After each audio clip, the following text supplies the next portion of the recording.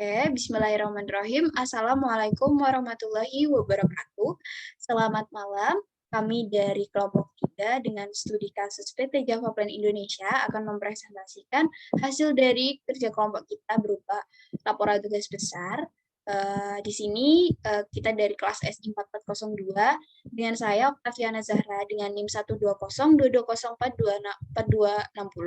Ada teman saya Citra Alivia dengan NIM 12022200227 dan yang terakhir ada rekan saya Dewaldi Saputra dengan NIM 12022204252. Mungkin bisa di-scroll ke bawah.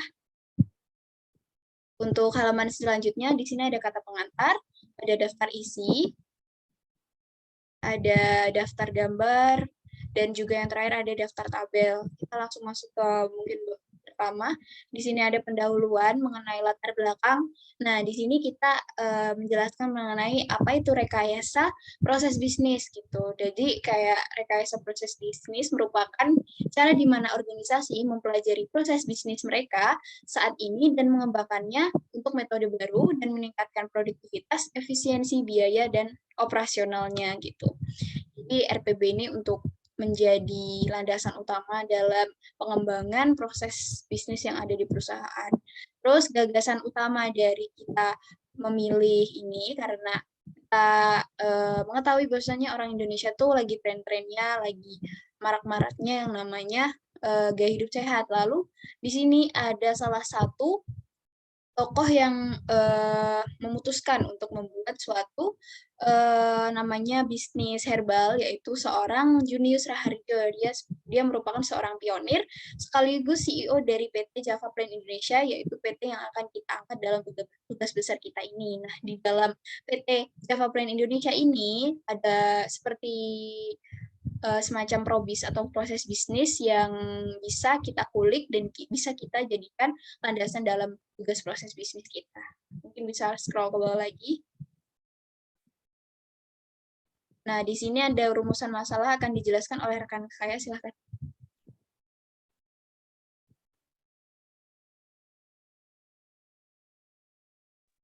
Mohon maaf, Dewaldi belum on-mic. Baik, selanjutnya ada rumusan masalah berdasarkan latar belakang di atas, maka dapat dirumuskan masalah pada studi kasus sebagai berikut. Yang pertama, bagaimana perusahaan PT Java Plan Indonesia terbentuk, kemudian proses bisnis apa saja yang akan dianalisis pada perusahaan PT Java Plan Indonesia, dan bagaimana bentuk redesign dari proses bisnis yang dipilih. Selanjutnya ada tujuan yang akan dijelaskan oleh rekan saya. Baik, selanjutnya ada tujuan. Berikut merupakan tujuan masalah pada tugas besar kami. Yang pertama, itu mengetahui bagaimana terbentuknya PT Java Plan Indonesia. Yang kedua, menganalisis proses bisnis pada perusahaan PT Java Plan Indonesia. Dan yang terakhir, membuat bentuk redesign dari proses bisnis yang dipilih. Selanjutnya ada manfaat yang akan dijelaskan oleh rekan saya. Baik, manfaatnya sendiri bagi perusahaan yaitu diharapkan dapat menjadi bahan pertimbangan agar pelaksanaan proses bisnis dapat berjalan lebih efisien sehingga dapat meningkatkan nilai dan kinerja perusahaan. Kemudian bagi mahasiswa diharapkan dapat menjadi sarana yang bermanfaat dalam mengimplementasikan pengetahuan tentang materi analisis proses bisnis dan penggunaan Bisagi Modeler. Kemudian bagi pembaca, studi kasus ini diharapkan dapat menambah wawasan dan pengetahuan mengenai materi rekayasa proses bisnis dan perusahaan PT Java Plan Indonesia itu sendiri. Selanjutnya, batasan akan dijelaskan oleh rekan saya. Selanjutnya ada batasan, diperlukan batasan-batasan masalah yang akan ditentukan sebagai tolak ukur untuk suatu pencapaian target analisis. Berikut batasan masalah yang diambil. Yang pertama itu penjadwalan proses produksi, yang kedua itu pengadaan bahan baku, dan yang terakhir itu proses produksi. Boleh di next. Selanjutnya ada profil perusahaan. Yang pertama ada kajian literatur yang akan dijelaskan oleh rekan saya. Baik, terima kasih. Di sini untuk kajian literatur berisikan pengertian dari BPM atau pemodelan proses bisnis ini, yaitu sebuah telah menjadi dasar bagi perusahaan modern karena meningkatkan laju perubahan organisasi. Jadi ini terdapat beberapa pengertian-pengertian. Salah satunya yaitu proses bisnis adalah aktivitas-aktivitas yang diatur dan terkoordinir berkoordinasi satu dengan lainnya pada lingkungan organisasi menurut WSK tahun 2007. Di bawahnya juga ada pengertian dari pemodelan proses bisnis, yaitu merupakan suatu konsep yang digambarkan dalam bentuk diagram yang mewakili urutan kegiatan yang berfokus pada proses dan tindakan. Menurut Priyono pada tahun 2018. Mungkin bisa di-scroll ke bawah lagi. Ini juga masih ada pendapat-pendapat lainnya. Di sini yang terakhir ada BPMN merupakan suatu standar untuk memodelkan sebuah proses bisnis yang dapat diterima oleh seluruh dunia. Jadi standarnya dunia itu adalah BPMN. Ini menurut Huta Galung dan DKK tahun 2019. Mungkin bisa di-scroll ke bawah lagi. Nah, selanjutnya ada sejarah, visi, misi, dan juga tujuan perusahaan. Di sini ada kita memilih PT Java Plan, di mana Java Plan ini berawal dari gagasan seorang keluarga Raharjo, di mana keluarga tersebut merupakan seorang pemilik sebuah PT Jamu Pil kita. Nah, mereka tuh kayak menggagas suatu ide di mana pasar herbal Indonesia itu belum semaju yang pasar-pasar dunia yang lain gitu. Lalu dari keluarga tersebut yang terdiri Muljo Raharjo, dan Junius Raharjo, mereka bersama-sama mendirikan pabrik dengan nilai 50 miliar di Tawangmangu, Solo yang disebut dengan PT Java Plan ini gitu. Lalu mereka juga menjadi perusahaan terbesar atau perusahaan pertama dari ekstrak herbal. Terus untuk awalnya mungkin mereka banyak sekali rintangan, di mana untuk konsumennya bisa dibilang sedikit, dan untuk konsumennya belum termasuk dari perusahaan-perusahaan besar, masih perusahaan multi level atau perusahaan rumahan gitu.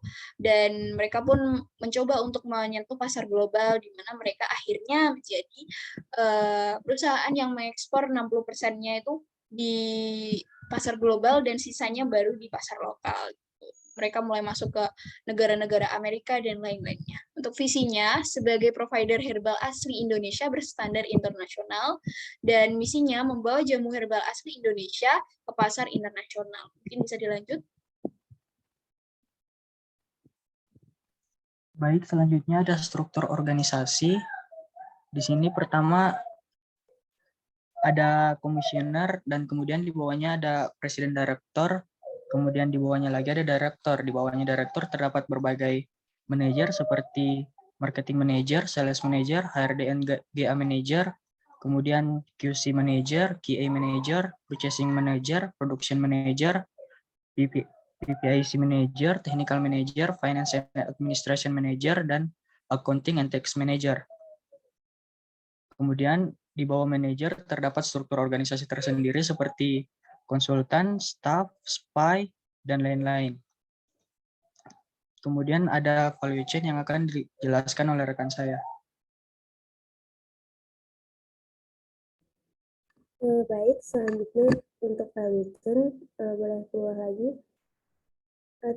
Pada value chain sendiri itu, yang pertama itu ada primary activity, ada inbound, di mana perusahaan membeli alat-alat untuk kebutuhan produksi, ekstraksi, evaporasi, sterilisasi, spray dryer, sampai packaging. Lalu yang kedua itu, boleh scroll lagi ke atas gitu. Nah, yang kedua itu ada operation, itu yang pertama itu seleksi bahan baku sebelum diproduksi, yang kedua itu produksi produk yaitu dengan tenaga mesin maupun manusia, dan yang terakhir itu ada pihak supervisi melakukan kegiatan produksi.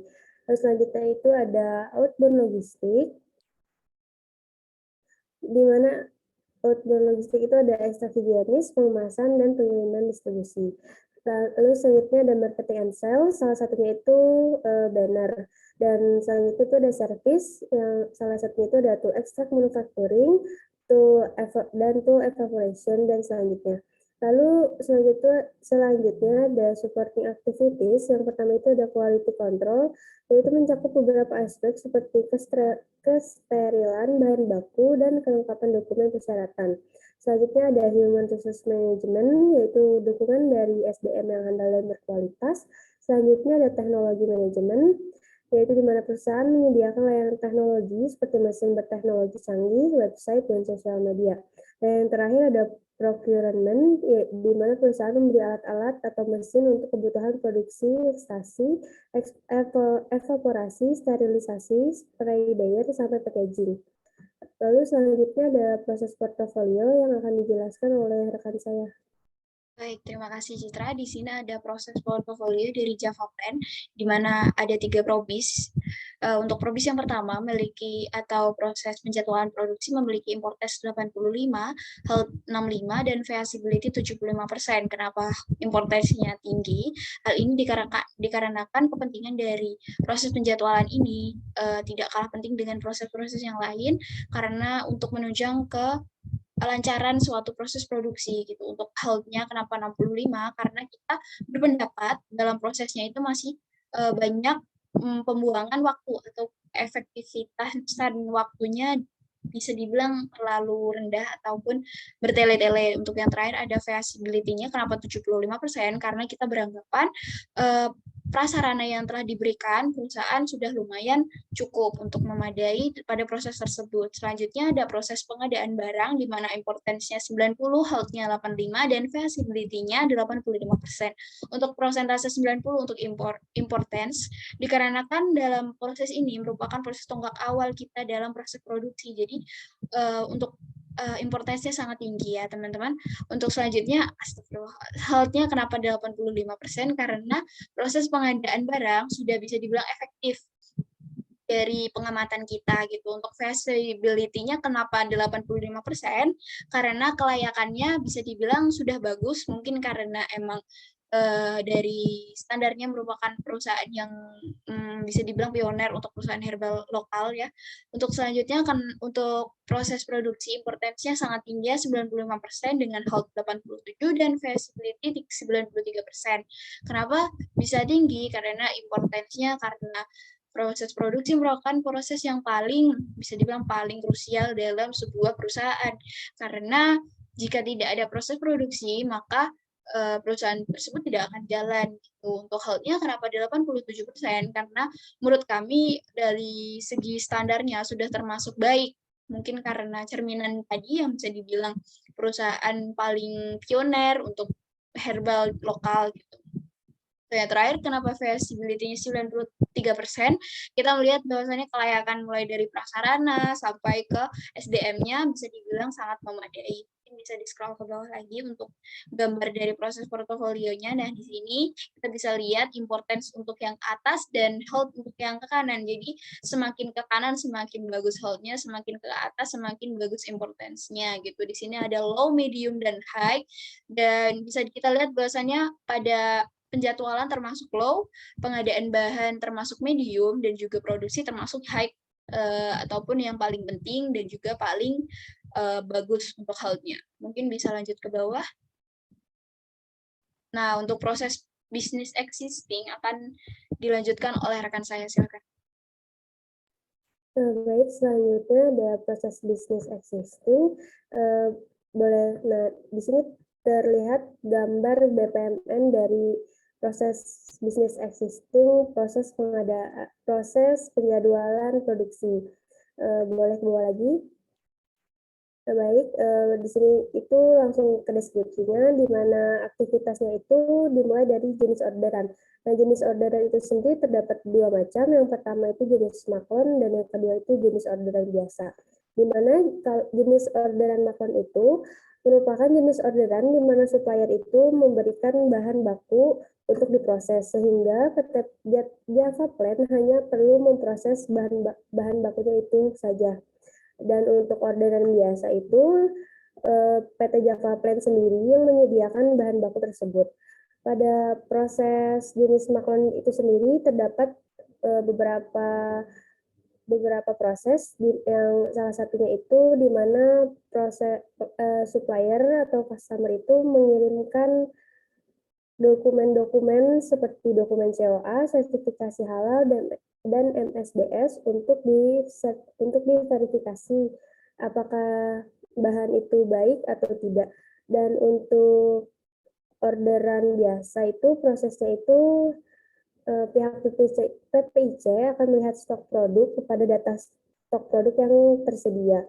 Lalu setelah semuanya berjalan dengan lancar, maka proses penjualan produksi pun dilakukan, dan pihak PPIC juga pihak produksi itu melakukan koordinasi, dan bila tidak ada masalah itu langsung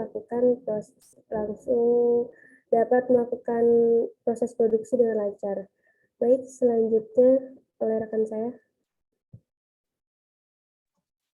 Baik, selanjutnya ada proses bisnis pengadaan bahan baku. Bisa dilihat di sini bentuk BPMN-nya. Kemudian deskripsi dari BPMN-nya ada yang pertama itu dimulai dari mengecek buffer stok bahan baku, kemudian akan dilanjutkan untuk membuat dokumen order apabila stok bahan mendekati buffer stok. Kemudian dokumen order akan diteruskan ke divisi purchasing. Selanjutnya staf gudang kemudian memastikan bahan telah tiba di gudang setelah melakukan purchasing. Kemudian divisi QC dan QA akan melakukan pengecekan kelengkapan dokumen, dan di sini apabila dokumen telah lengkap, maka staf gudang akan langsung memeriksa keutuhan kemasan, kebenaran label, serta jumlah bahan yang diterima. Kemudian selanjutnya divisi QC dan QA akan melakukan sampling untuk memastikan bahan memenuhi syarat. Namun apabila bahan belum memenuhi syarat, maka divisi Quality Control dan Quality Assurance akan mengirim pemberitahuan ke pihak manajer PPIC bahwa sampel tidak memenuhi syarat. Kemudian manajer PPIC akan meminta pihak supplier untuk menindaklanjuti bahan yang telah diorder. Kemudian pihak supplier di sini akan langsung mengirimkan bahan baku baru, dan staf gudang langsung menurunkan bahan baku dari kendaraan untuk ditimbang dan diberi label identitas. Selanjutnya akan dijelaskan oleh rekan saya. Baik, terima kasih. Selanjutnya ada proses bisnis produksi. Ini ada BPMN-nya, mungkin bisa di-scroll ke bawah. Nah, untuk deskripsi dari BPMN-nya, jadi proses produksi itu diawali dengan pengecekan jadwal, lalu untuk pengecekan bahan baku juga. Di sini kita menggunakan PPIC dan juga staf praproduksi. Untuk selanjutnya, bahan akan memasuki tahap laboratorium dengan beberapa uji-ujinya. Lalu setelah itu, barang atau material akan mengalami tahap mesin ekstraktor, lalu masuk ke tahap di mana menjadi crude extract. Setelah di ekstrak tersebut, lalu akan memasuki tahap mesin evaporasi, lalu akan memasuki tahap higienis atau pengsterilan.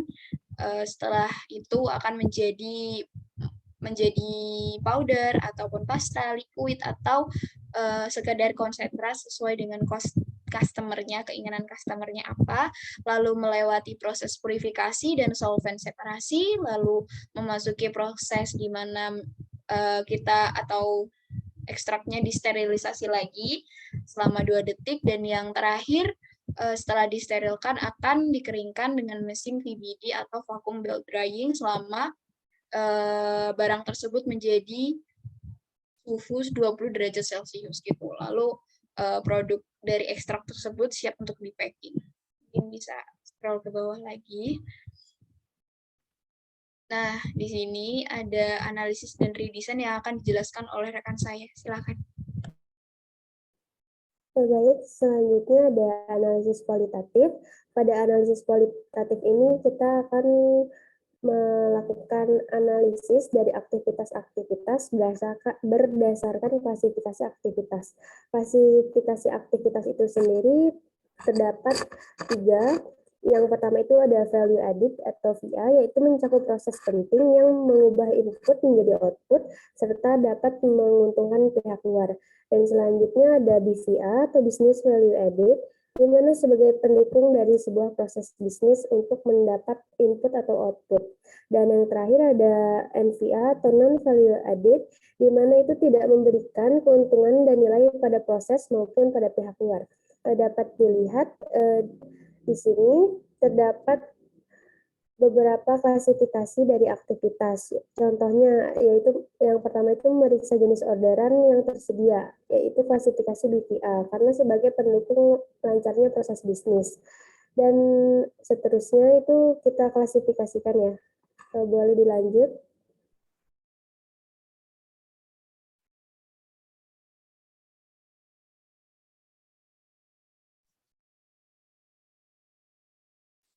Baik, selanjutnya ada analisis redesign.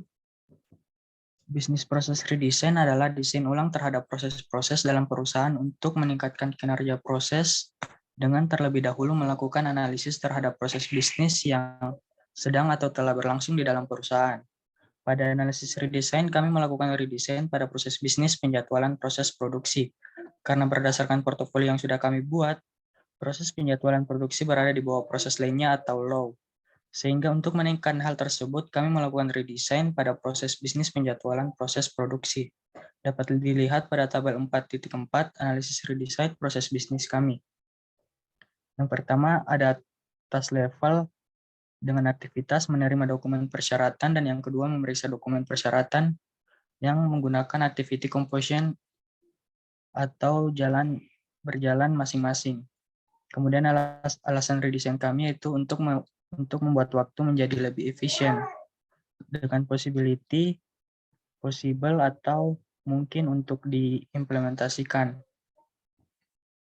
Kemudian kedua ada task flow level, melakukan koordinasi tanggal yang dilakukan dengan paralel, dan dua melakukan pemeriksaan kesiapan proses produksi juga dilakukan dengan paralel, yaitu berjalan bersamaan. Alasan redesign kami itu agar membuat waktu menjadi lebih efisien di keduanya. Possibility-nya implement yaitu sangat disarankan atau penting untuk diimplementasikan. Kemudian ada 3 proses level, yaitu dengan aktivitas melihat stok produk menggunakan otomatisasi agar tidak perlu memeriksanya berulang kali. Dengan possibility yaitu possible. Selanjutnya akan dijelaskan oleh rekan saya. Baik, selanjutnya ada proses bisnis target. Kami mengambil proses bisnis target penjadwalan proses produksi. Dapat dilihat ini adalah gambar dari BPMN proses bisnis target. Boleh scroll ke bawah.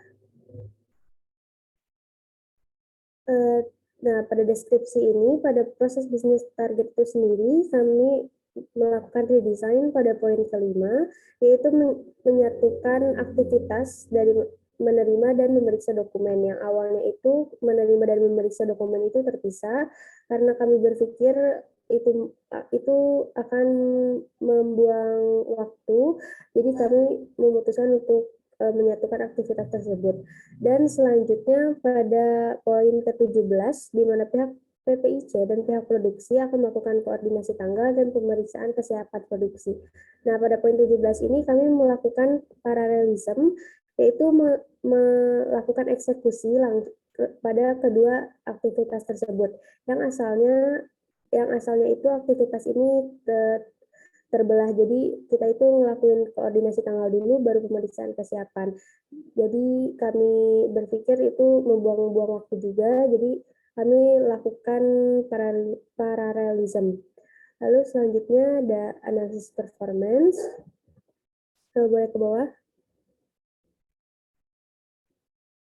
Nah, pada analisis performance itu yang pertama itu ada aktivitas redesign itu menerima dan memeriksa dokumen persyaratan.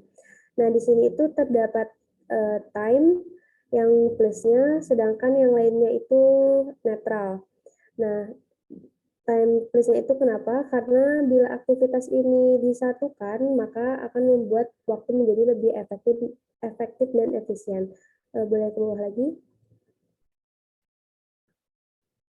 Dan yang kedua itu ada melakukan koordinasi, di mana sama tadi time-nya plus, ke bawah lagi. Lalu ada melihat stok produk, di mana time quality dan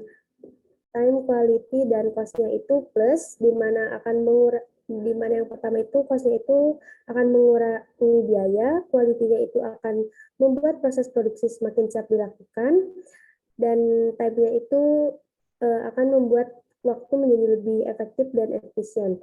Pada kesimpulan itu sendiri, kami melihat bahwa terjadi perubahan signifikan pada time. Jadi kami menyimpulkan bahwa aktivitas ini akan terjadi perubahan waktu yang sangat signifikan. Boleh dilanjut? Nah, selanjutnya itu ada bab 6 atau simulasi. Pada simulasi kali ini kami melakukan simulasi proses penjadwalan proses bisnis. Dapat dilihat tabel-tabelnya. Yang pertama itu ada tabel time analysis sebelum redesign. Boleh scroll ke bawah. Selanjutnya itu ada tabel time analysis sesudah redesign atau targeting. Bawah lagi. Dan yang terakhir itu ada tabel dari resource. Nah, resource-nya itu sendiri terdapat dua, yaitu staf PPIC dan produksi. Boleh ke bawah. Nah, ini merupakan screenshot hasil dari simulasi. Dan selanjutnya itu ada perhitungan GAP yang dapat bisa dilihat pada tabel 7.1 di mana proses bisnisnya itu proses bisnis penjadwalan proses produksi. Kita melakukan dua simulasi. Yang pertama itu simulasi existing dan simulasi target. Dan pada GAP-nya itu sendiri terdapat perbedaan pada time itu perbedaannya 1 hari, pada cost-nya itu sebesar 1.780, dan pada utilisasinya itu sendiri pada start PPIC itu terdapat perbedaan sebesar 0,56%, dan pada produksi itu tidak terdapat perbedaan atau sama, jadi perbedaannya itu 0%. Dan pada perbandingan hasil simulasi, yang pertama itu pada proses bisnis target, proses bisnis penjadwalan proses produksi itu pada hasil analisis dan analisis performance dan hasil laboratoriumnya itu terdapat perbedaan cost. Terjadi perbedaan cost itu karena pada tabel tadi di atas itu cost-nya itu jadi plus, di mana itu artinya terjadi penurunan biaya. Lalu selanjutnya ada usulan. Beberapa hal yang perlu diusulkan untuk disesuaikan pada perbaikan proses bisnis tahap berikutnya. Yang pertama itu proses bisnis penjadwalan proses produksi. Yang pertama itu melakukan pengurangan tas, yang kedua itu melakukan penggabungan tas eksekusi, dan yang ketiga itu proses desain. Dan selanjutnya itu proses bisnis pengadaan barang, di mana sebaiknya itu melakukan desain, simulasi, dan analisis performance. Dan pada poin ketiga juga, pada proses produksi juga kurang lebih sama seperti proses bisnis yang kedua. Lalu dari kami sendiri, untuk bagian produksi sudah baik. Namun mungkin dalam segi prasarana bisa lebih dikembangkan lagi sesuai dengan perkembangan zaman agar lebih efektif lagi untuk kedepannya. Selanjutnya akan dijelaskan oleh rekan saya. Baik, selanjutnya bagian kesimpulan dan saran. Kesimpulan kami ini seperti yang dijelaskan di awal, rekayasa proses bisnis bertujuan untuk mempelajari proses bisnis mereka saat ini dan mengembangkan metode baru untuk meningkatkan produktivitas, efisiensi, dan biaya operasional. Lalu kami juga sepakat untuk melakukan redesign pada proses bisnis penjadwalan serta kita melakukan simulasinya juga. Kemudian saran perlu adanya metode penelitian yang lebih lanjut terhadap proses bisnis di atas agar dapat mengetahui proses apa saja yang dapat membantu efektivitas proses bisnis serta dapat membantu dalam pengurangan proses bisnis yang sebenarnya tidak memberikan keuntungan dan nilai yang berarti kepada proses bisnis itu sendiri. Kemudian saya kembalikan ke rekan saya. Baik, mungkin cukup sekian ya. Nah, di sini masih ada daftar pustaka dari link-linknya, bisa di-scroll bawah lagi. Di sini juga ada pembagian tugasnya. Untuk pembagian tugasnya kita sesuaikan dengan provinsi masing-masing dan ada beberapa yang kita bagi dengan adil. Nah, untuk selanjutnya di sini ada lampiran. Scroll ke bawah, di sini ada lampiran kita mengkontak pihak perusahaan, ada lampiran ketika kita melakukan wawancara, terus ada, di sini kita ada staff PPIC dari Java Plan, namanya Kak Ulfa, kita mewawancari beliau. Lalu di sini kita juga membuat grup untuk diskusinya agar lebih detail lagi, karena mungkin waktu wawancara kita agak kurang maksimal. Nah, untuk yang di bawahnya mungkin ada juga, mungkin bisa di-scroll kita saat kelompok, bisa scroll ke bawah lagi, bimbingan, dan di sini juga ada lampiran jadwal proses produksi yang kita gunakan pada proses bisnis penjadwalan. Mungkin bisa di-scroll lagi ke bawah. Nah, untuk yang terakhir di sini ada lampiran untuk struktur organisasi dari Java Plan itu sendiri. Mungkin presentasi dari kami mengenai tugas besar RPB pada malam hari ini cukup sekian. Terima kasih telah menyimak presentasi dari kami. Bila ada kurang lebihnya mohon dimaafkan dan semoga apa yang kita sampaikan pada kesempatan kali ini bisa bermanfaat bagi kami dan bagi kita semua. Terima kasih. Wassalamualaikum warahmatullahi wabarakatuh.